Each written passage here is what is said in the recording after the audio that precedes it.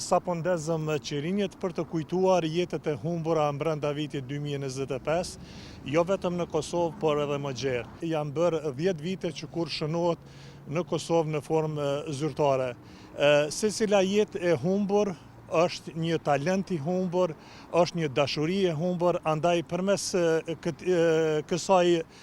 këtij veprimi, ndezjes së qirinjve ju bëjmë thirrje të gjithë ngasëve të automjeteve, të gjithë pjesëmarrësve në trafikun rrugor që të janë më të kujdesshëm me veprimet e tyre, sepse me humbjen e një jete fillon një dhëmbje në familje, tek të dashurit dhe tek shoqëria.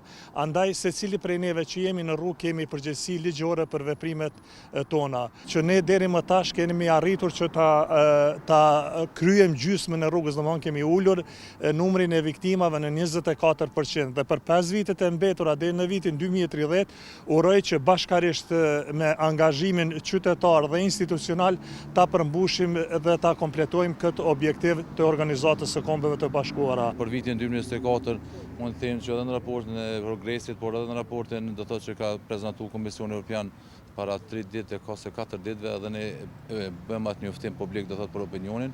Kosova u rendit do thotë ndër vendet më të sigurta se përket fataliteteve do thotë në rajon, por edhe një pjesë ta quajmë të disa shteteve të Bashkimit Evropian. Andaj me këtë ditë do thotë që po shënohet edhe po përfundohen aktivitetet do thotë se përket shënimit ditës botërore të përkujtimit. Edhe në Kosovë do thotë janë 93 viktima që kanë humbur jetën në trafikun rrugor. Për këtë arsye do thotë Policia e Kosovës edhe një herë ka prioritet sigurinë e trafikut rrugor.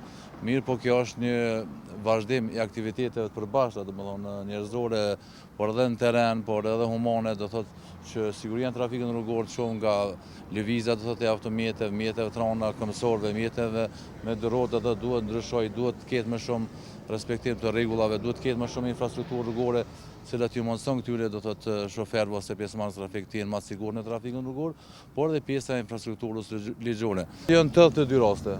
82 raste që kanë humbur jetën 93 persona në trafikun rrugor.